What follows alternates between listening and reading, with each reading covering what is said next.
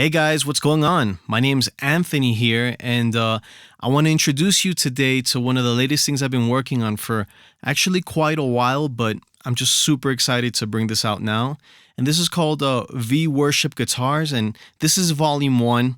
And Volume 1 of V Worship Guitars is, in a sum, a virtual pedal board in which you can use live using Mainstage, an audio interface, and obviously a guitar to play in church. Now, one of the awesome things about V Worship Guitars and the whole series that I'm going to be bringing out is that you don't require any extra plugins. All you need is a Mac with Mainstage on it and an audio interface. And the guitar, of course. You could use this live, and it covers all the basic ground, and that's what Volume 1 is intended to be. Just cover all the basic ground of what you would need to play worship. Now, in case you didn't know, I've been playing guitar for quite some time, and a lot of what I do gigging outside with Soulfire Revolution is mostly guitar, although there's some key stuff that goes on live.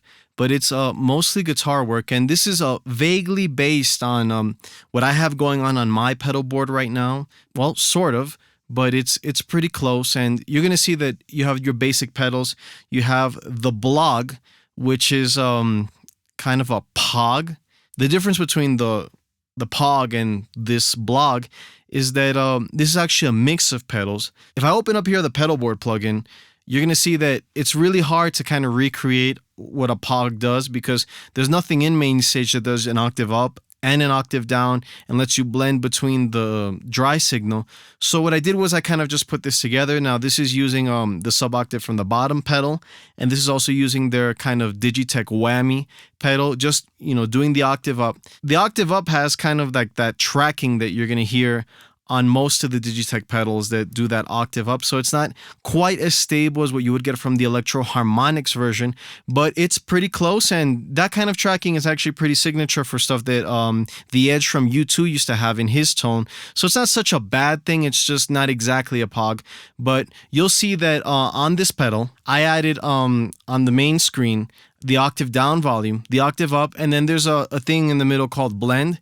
And right now, what they're basically doing is that when you add in the octave, you're taking out the clean signal. So either one of those two is going to add more of the bottom or the top without the clean signal.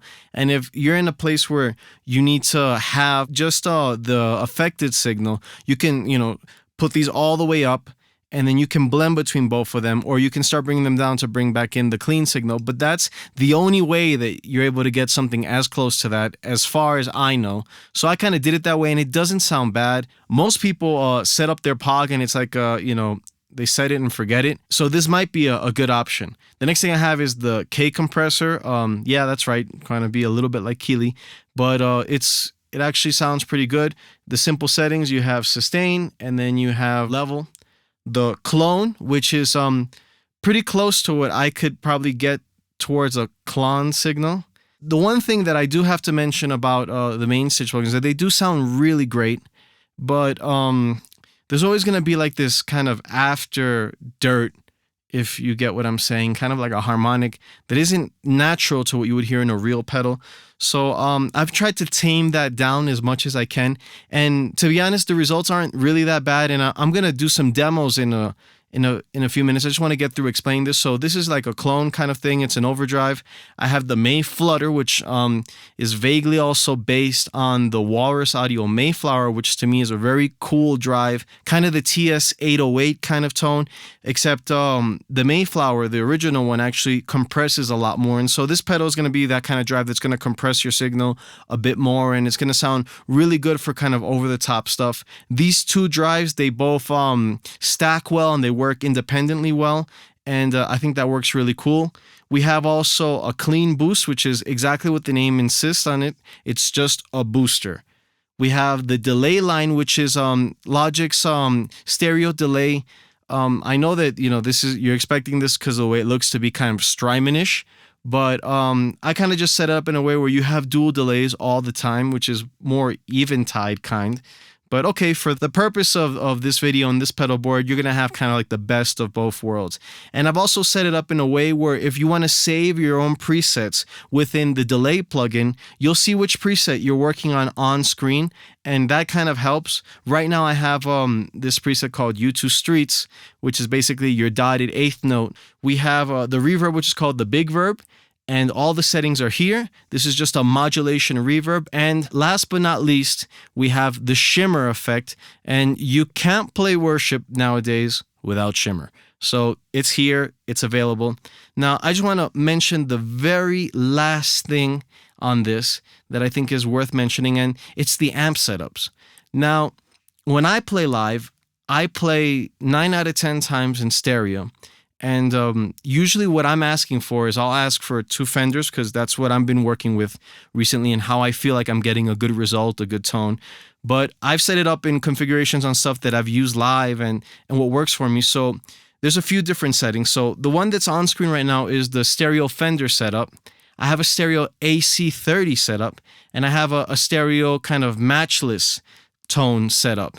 And they all sound great. They all have like their pros and cons. Fender's a bit more balanced. Vox is always going to be a bit more brighter, and matchless is going to sound a bit more beefy. And this is true stereo because each amp on each side is slightly different, and they're slightly off.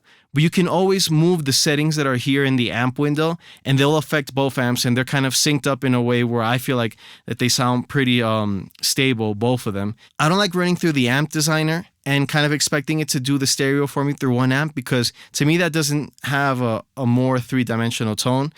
Usually when you're using 2 amps, even though they're exactly the same amp, they're going to react a little bit different. This is digital, so it's a lot harder to recreate that. So what I did was that I put different speakers in the cabinets, and I kind of set the mics slightly a bit off, just to give you that small little offset. And once again, because this is digital, you'll never have any phasing issues between the both of them. They're always going to sound really great. So you have those 3 setups. I set up also mono versions of just that single amp, just in case you don't have 2 DIs at your church or you can't spare 2 channels. Then you can just run it mono and it's still going to sound great. And I have, last but not least, unmatched pairs. And these unmatched pairs are basically the same 3 amps, but in different configurations. So I'll have a Fender and AC30. I have the AC30 and the matchless, and I have the matchless and the Fender.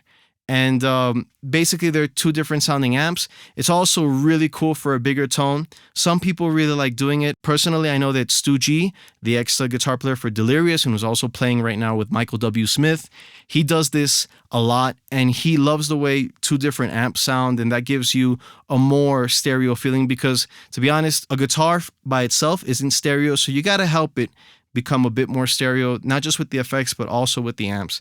So this is what I put together, and I'm going to run through some of these presets, just kind of jam with it a little bit. You can hear the way it sounds. I'll be turning stuff off and on, and just give you an idea of how this is going to sound. And last but not least, I'll play a song along with this, one of the Soulfire tunes, just so you can get an idea what this sounds like when you're trying to play it live.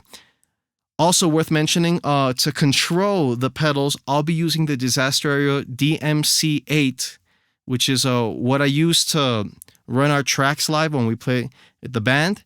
But it actually works pretty awesome for turning stuff off and on this. So I'm going to go ahead and just run it like that, and you'll get a good feeling for what this can sound like. For the first example, I'll be running through a Fender Telecaster that's been modded with Porter Pickups custom Telecaster pickups, and these things sound really awesome. I'll also be running through a Duesenberg Star Player Special for the humbucker tone, and I'll be playing also a Gretsch Dual Jet, and I'll make sure that on screen you know exactly what I'll be using for the examples.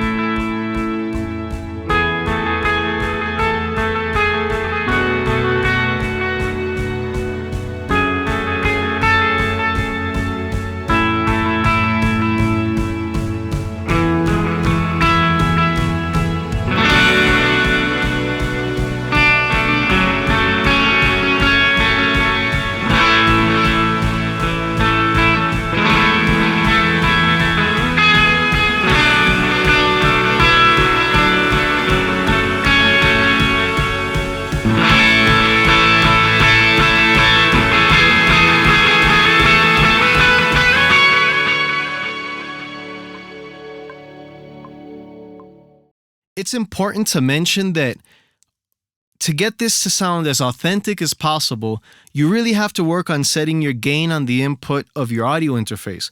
So, for example, on the interface I'm using right now, which is a Universal Audio Apollo, I have it set on a really low setting, which is 10 dB, and it's very basic, but it simulates how weak your signal goes through sometimes from your pedals all the way to the amp, and then it lets the front end of the amp kind of handle most of the stuff, and that gets really close, and I feel like that's what gets the gain stage on this right, but it's according to your taste.